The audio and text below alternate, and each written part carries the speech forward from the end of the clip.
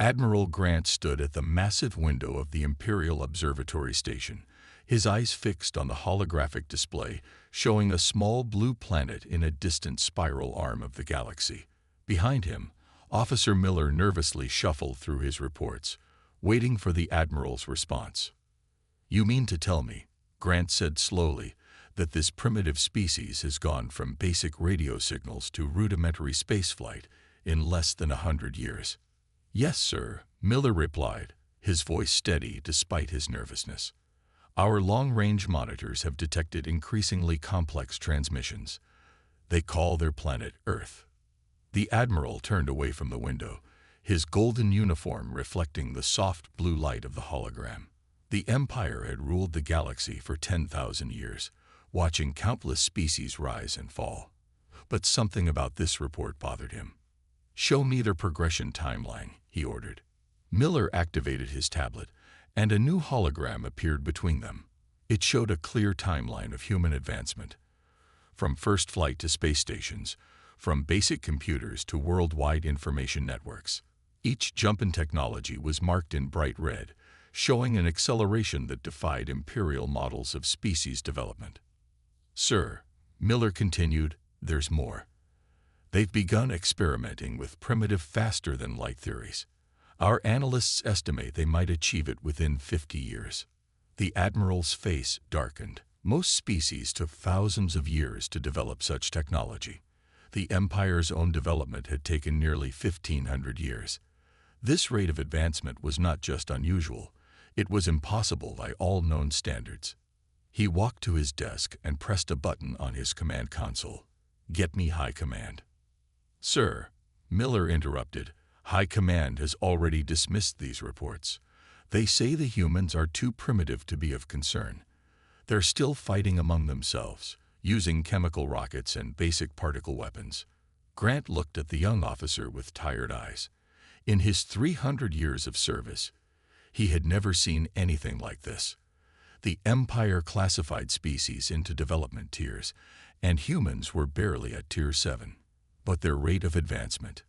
"Do you know what happens when you corner a primitive species, Officer Miller?"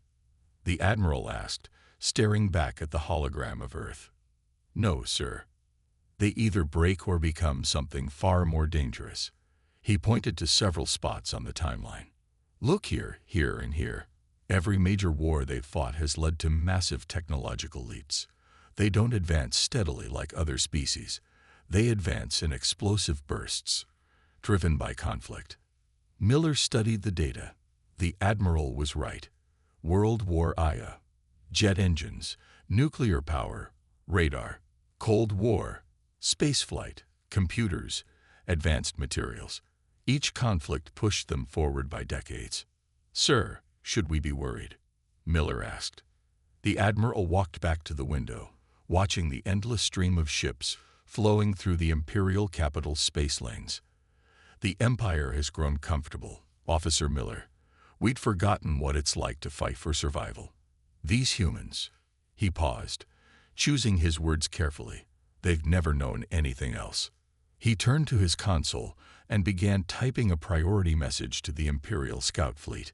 If High Command wouldn't listen, he would at least make sure they had eyes on this developing situation. "Keep monitoring them," he ordered. "I want to know everything. Their wars, their entertainment, their art, everything. Something tells me we're going to regret ignoring them."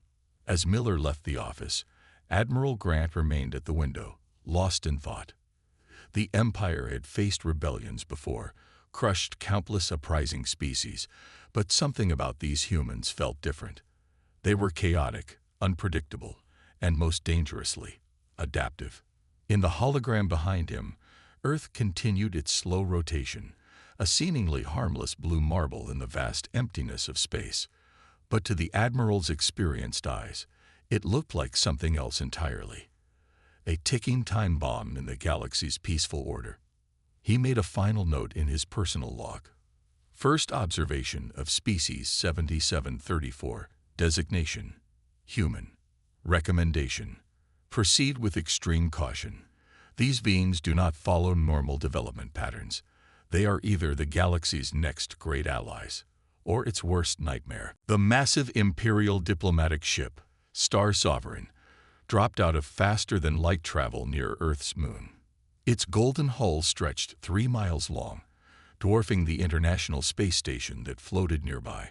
Captain Reed of the International Space Force watched the alien ship through his station's viewport, his hands gripping the rail tightly. "All stations report," he ordered, keeping his voice calm despite the situation. "Sir, worldwide military forces are at high alert. All space-based weapons are armed but not locked," his second-in-command reported. "The UN Security Council is in emergency session." The giant alien ship had appeared without warning. Within hours, every TV channel, radio station, and internet connection on Earth began receiving the same message in multiple languages. "People of Earth, the Galactic Empire greets you. Your world has been chosen for integration into our peaceful society. Prepare for peaceful submission and acceptance of imperial authority." In Washington, D.C., General Thompson slammed his fist on the conference table. "They expect us to just give up. Just like that." The emergency meeting of world leaders continued via secure video link. The Russian president spoke next. "Our nuclear arsenal stands ready. We will not bow to these invaders. Nuclear weapons might not even scratch their ships," the Chinese premier warned. "Look at their technology level. We need time." On the Imperial ship, Lord Commander White smiled as he watched the humans scramble to respond. Like all species before them, they would soon accept Imperial rule. It was inevitable. "My lord," his aide approached with a report. "The humans are requesting direct communication." "Very well." White nodded. "Let them plead their case." The holographic screen lit up, showing the United Nations Secretary General. Her face was stern but diplomatic. "Greetings, Imperial representatives. We appreciate your offer, but Earth must decline. We are willing to discuss peaceful relations as equals." White's smile faded. This was not the fearful submission he expected. "You misunderstand," he said coldly. "This is not an offer. It is a statement of fact. You will submit, or we will force submission." In orbit, Captain Reed received new orders. Quietly, Earth's militaries began moving their most advanced weapons into position. Underground bases activated. Hidden satellites changed orbit. "Sir," his communications officer called out, "the alien ship is broadcasting again." The Imperial message was brief. "You have 30 Earth days to surrender your world and accept Imperial rule. After this time, we will demonstrate the consequences of defiance." In the Oval Office, the U.S. President met with his Joint Chiefs. "What are our options?" "Sir, Project Phoenix is ready," one general said quietly. "The weapons we developed after studying that crashed alien ship in '85. They're operational." Similar conversations happened in Moscow, Beijing, London, and other capitals. Hidden technologies, secret weapons, classified space programs, all were about to be revealed. Back on the Imperial ship, Lord Commander White received a strange report. His sensors detected unusual energy signatures from Earth. Hidden bases were powering up technologies that shouldn't exist at their development level. Military satellites were moving in patterns that suggested advanced tactical knowledge. "My lord," his tactical officer spoke up, "I'm detecting nuclear submarines moving into attack positions. Their stealth technology is surprisingly effective." White frowned. Something wasn't right. The humans weren't behaving like a Tier 7 civilization should. They weren't panicking. They weren't fighting among themselves. Instead, they were organizing. In his office on the Imperial Capital, Admiral Grant read the reports from Earth with growing concern. His warnings had been ignored, and now the Empire had given humans the one thing they should never have given them: a reason to unite against a common enemy. He wrote in his log, "The Empire has made its first critical mistake. We have given humans 30 days to prepare for war. Based on their history, that might be 29 days too many." On Earth, as midnight struck in New York, The timer began counting down. 30 days to prepare for an alien invasion. 30 days to ready their defenses. 30 days to show the Empire why humans should never be underestimated. The 30 days were up. Lord Commander White stood on his bridge as 500 Imperial warships emerged from faster-than-light travel around Earth. Their golden hulls blocked out the stars, casting shadows over major cities below. "Begin the bombardment," White ordered. "Show these primitives the cost of defiance." The first Imperial ships fired their energy weapons. Brilliant beams of light streaked toward Earth's atmosphere. But something unexpected happened. The beams hit an invisible wall 20 miles above Earth's surface. The energy scattered, creating beautiful aurora-like displays across the sky. On his command screen, White watched in shock as hidden defense satellites revealed themselves, generating energy shields that shouldn't have been possible for a Tier 7 civilization. "Impossible," he whispered. In an underground command center, General Thompson smiled. 30 days was more than enough time to activate our planetary shield network. Now, show them what else we've been hiding. Across Earth's oceans, submarine hatches opened. From deep underground bases, hidden doors slid apart. What emerged wasn't the primitive rockets the Empire expected. Instead, sleek spacecraft, built with reversed-engineered alien technology from decades of secret research, rose to meet the Imperial fleet. "All Earth Defense Force units, engage at will," Captain Reed's voice came over the comm. "Remember your training." They're bigger, but we're faster. The space battle that followed shocked the Imperial commanders. Human ships, while smaller, moved with incredible speed and unpredictable patterns. They attacked in groups like wolf packs hunting larger prey. "My lord," White's tactical officer reported, panic in his voice. "We've lost 30 ships already. Their weapons, they're using some kind of modified gravity technology.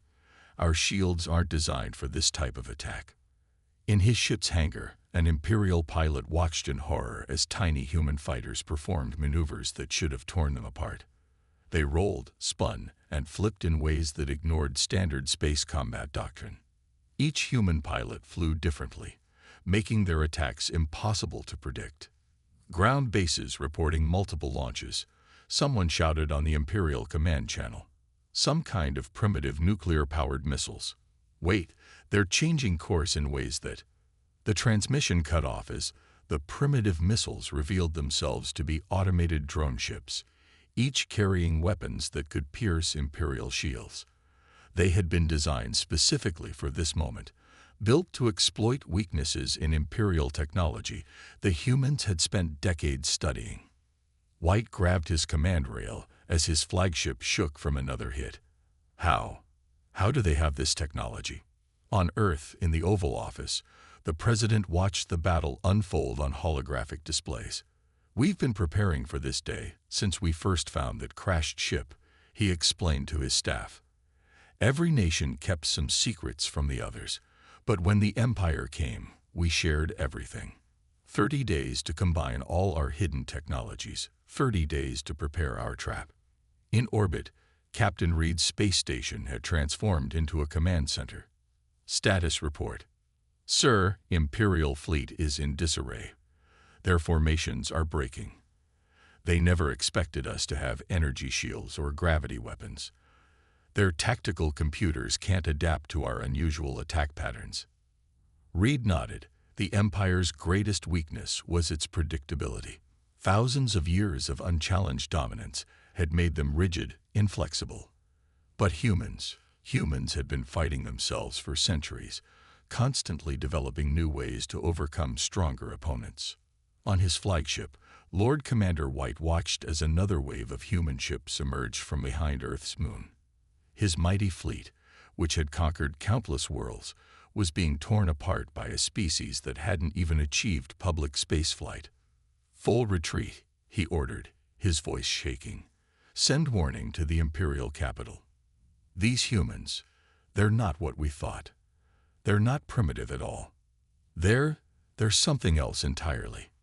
As the Imperial ships flowed into faster-than-light travel, Admiral Grant received the first reports of the battle. He opened his log one more time. First engagement with humans. Complete disaster. Imperial fleet routed. Humanity didn't just survive. They won. And now they know they can beat us. The real war hasn't even begun. 2 months after Earth's victory, the war room under the Rocky Mountains buzzed with activity. Holographic screens showed captured Imperial ships being studied in secret bases worldwide. Engineers and scientists worked day and night, taking apart alien technology and finding ways to improve it. Their biggest problem is that they stopped innovating. Dr. Wilson explained to the Joint Military Council. The scientist pointed to an Imperial engine core. They've used the same designs for 1,000 years, but we found at least 30 ways to make it better. General Thompson smiled. How soon can we upgrade our fleet? That's the beautiful part, Wilson replied. We're not just copying their technology. We're combining it with ours. Things they never thought to try. In orbit, Captain Reed watched as workers fitted new weapons to Earth's growing space fleet. The captured Imperial ships had been stripped down and rebuilt. Where there were once golden hulls, now sat darker, radar-absorbing materials. Where Imperial engines once hummed, now sat hybrid drives that combined human and alien technology. Battle Group 3 is ready for testing, his second-in-command reported. The stealth systems are better than we hoped. Imperial sensors can't detect them at all. Reed nodded. And the new weapons? Nuclear-powered gravity guns, just like you suggested. The Empire never considered using primitive nuclear technology with their gravity weapons. They thought it was beneath them, but our tests show it's 3 times more powerful. Across the solar system, humanity prepared. They built hidden bases on Mars and in the asteroid belt. They set up automated defense platforms that looked like simple rocks. Every trick, every dirty tactic humans had ever used in war was adapted for space combat. In her lab in Geneva, Dr. Martinez made another breakthrough. Look at this, she told her team, pointing to Imperial computer code. Their entire fleet network uses the same basic protocols. They never expected anyone to hack them because they've never needed cybersecurity. Their technology was always too advanced to hack, until now. The Empire's first warning of humanity's counterattack came when 3 supply bases suddenly went dark. Imperial investigators found empty bases with all technology and resources stripped clean. There were no signs of forced entry, no battle damage. The humans had simply walked in using stolen codes and taken everything. On an Imperial frontier world, Governor Pack received an urgent message. Their long-range sensors had detected an incoming fleet, but when Imperial ships arrived to intercept, they found nothing. The human ships had somehow masked their engine signatures to look like normal space background radiation, another primitive trick that the Empire had never considered. Back on Earth, the President met with his global council. How goes the expansion? Better than expected. The Chinese premier reported. Our ships have raided 12 Imperial bases. Each time, we learn more about their technology, their tactics, their supply lines. And each time, we disappear before they can respond. The Empire's biggest weakness, the Russian president added, is that they fight like an empire. Big fleets, direct attacks, overwhelming force. But we fight like guerrillas. Hit and run, steal their technology, improve it, and use it against them. In his office on the Imperial capital, Admiral Grant read report after report of missing ships, raided bases, and stolen technology. The Empire had never faced an enemy like this. Other species fought head-on, trying to match Imperial power with their own. But humans were fighting smart, not fair. He wrote in his log, "Humanity continues to surprise us. They don't just adapt our technology, they improve it. They don't just learn our tactics, they find ways to counter them. Most disturbing of all, they seem to be enjoying the challenge. Every defeat makes them stronger. Every battle teaches them more. The Empire has awakened something unique in the galaxy, a species that thrives on adversity. On the edge of Imperial space, another supply base went quiet. By the time Imperial ships arrived, all they found was a message burned into the base's main wall. Thanks for the tech. We made it better. Humanity. Operation Thunderstrike began at midnight Earth time. Across Imperial space, thousands of human ships appeared seemingly out of nowhere. But these weren't the hit-and-run raids the Empire had grown used to. This was something bigger. In the command ship, Humanity's Hope, Admiral Reed, formerly captain, watched as his plan unfolded. After 6 months of raids and reconnaissance, they had found the Empire's greatest weakness, their own communication network. All ships, execute Phase 1, Reed ordered.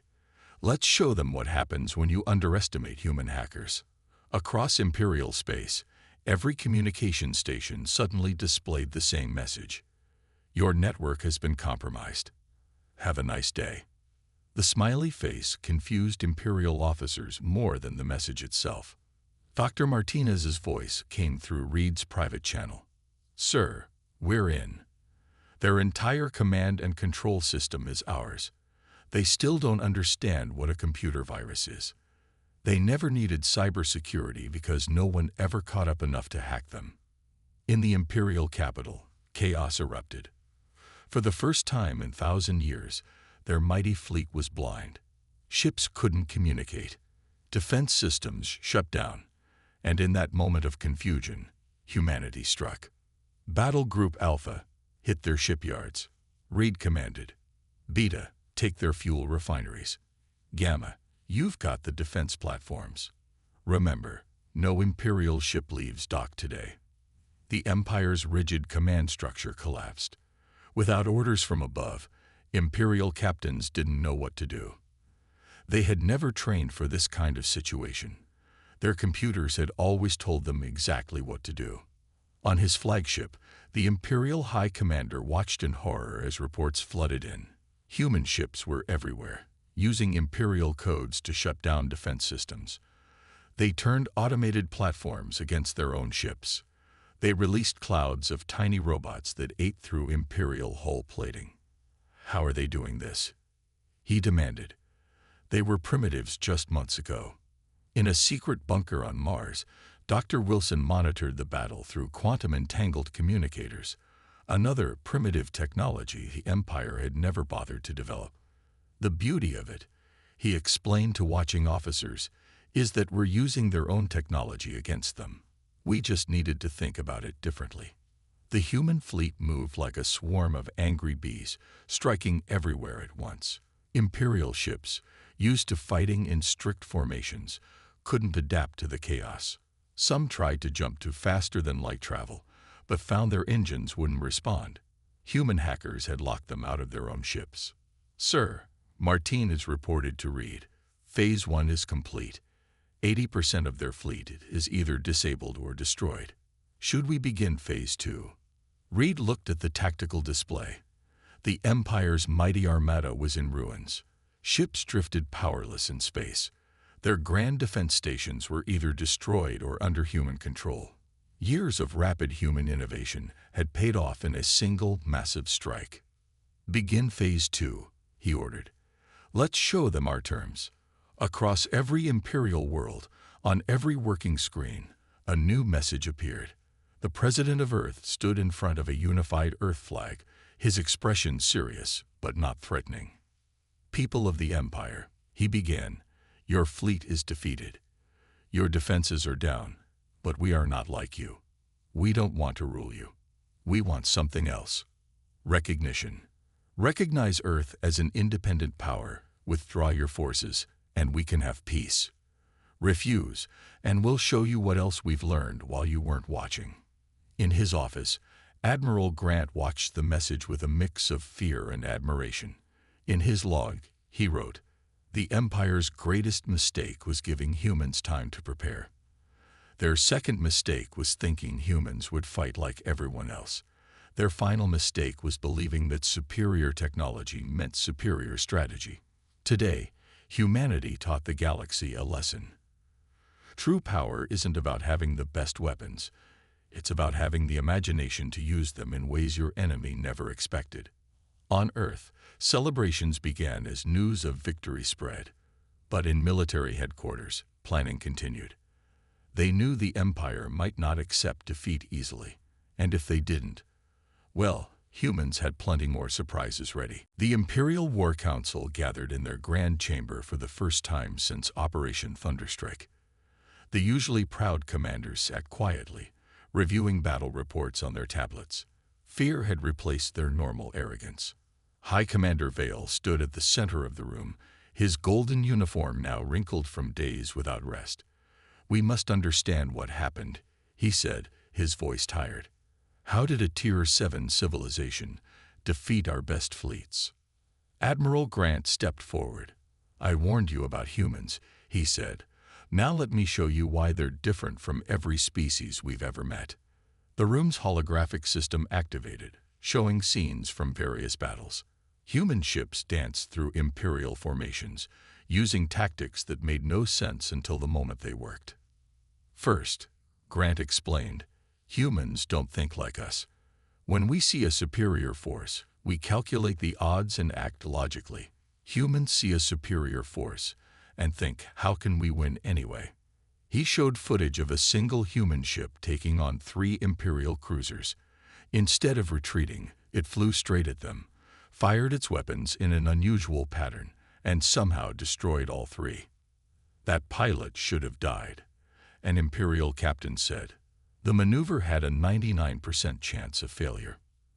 "Exactly," Grant nodded. "But humans don't care about odds. They try anyway.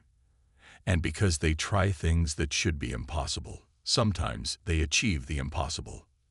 The next images showed human ground forces capturing an Imperial base. They had used simple smoke and mirrors, actual primitive technology, to fool advanced Imperial sensors. Second, Grant continued, humans combine technologies in ways we never imagined. We saw nuclear power as primitive and gravity weapons as advanced. They put them together and created weapons more powerful than ours. In the back of the room, the Imperial chief scientist spoke up. "They took our technology and improved it in weeks. Advances that took us centuries." "Because they think differently," Grant explained. "We perfect one way of doing things. They try thousands of ways. Most fail, but they learn from each failure. And they only need one success." The hologram showed more battles. Human ships using Imperial technology in ways it was never designed for. Fighters performing maneuvers that should have torn them apart. Soldiers using tactics that seemed random until they led to victory. Third, and most importantly, Grant said, humans are the only species we've met who actually like war. The room fell silent. "Not that they want war," he clarified. "But once in a fight, they embrace it completely. Every other species tries to minimize warfare, to make it clean and efficient. Humans make it an art form. They study it. They write about it. They create entertainment about it. Even their games are about outthinking and outfighting opponents." The final hologram showed Earth's cities. Despite being at war, they were full of life, music, and activity. "Most species live in fear during war," Grant said. "Humans thrive on the challenge. Every attack makes them stronger. Every battle teaches them more. And now they know they can beat us." High Commander Vale stood up. "Then what do you suggest? How do we fight an enemy that gets stronger the more we fight them?" "We don't," Grant said simply. "We accept their terms. Because if we don't, next time they won't just defeat our ships. They'll take our empire apart piece by piece, probably while making jokes about it." In orbit around a frontier world, an Imperial captain watched his crew remove their military insignia. Like many others, they had decided to withdraw rather than face human forces again. "Sir," his first officer asked, "why are we retreating? Our ship is undamaged." The captain pointed to a nearby human patrol ship. It was smaller than their vessel, clearly modified from stolen Imperial technology. "Because," he explained, "that ship's captain is probably thinking of 5 different impossible ways to defeat us right now. And one of them would probably work. Back in the War Council, Grant made his final point. The Empire has ruled through superior technology and predictable strategies. But humans have shown us a terrifying truth. True superiority isn't about having the best weapons or the biggest fleet. It's about having the creativity to use whatever you have in ways your enemy never imagined. He looked around the room. We didn't just lose battles. We lost our belief in our own invincibility. And that's the most human thing that could have happened to us. The signing ceremony took place in a neutral location, the human space station, Unity, positioned exactly halfway between Earth and the nearest Imperial colony. Admiral Reed stood next to Earth's president, watching as Imperial representatives approached the conference table. 1 year had passed since Operation Thunderstrike. The galaxy had changed more in that year than in the previous 1,000. By signing this treaty, the Imperial diplomat announced, the Empire recognizes Earth and all human-controlled space as a sovereign territory. We also acknowledge humanity's right to expand into unclaimed systems. The president signed first, using an old-fashioned pen instead of the Empire's electronic systems. Another small reminder that humans like to do things their own way. In the station's observation deck, Admiral Grant watched the ceremony with Dr. Martinez and Dr. Wilson. "Did you ever imagine this day?" he asked the human scientists. "Actually, we did." Martinez smiled. "Humans are always imagining things. That's what makes us different. We imagine impossible things, then we make them happen." On screens across the galaxy, the news spread. The mighty Empire had not just made peace with humans, they had issued an official warning to all spacefaring races. Let it be known that the species known as humans are not to be approached with hostile intent. They are not to be threatened, challenged, or provoked. This is not a sign of their weakness, but of their strength. For the good of galactic peace, remember, if humans offer friendship, accept it. If humans offer trade, consider it. If humans offer war, run.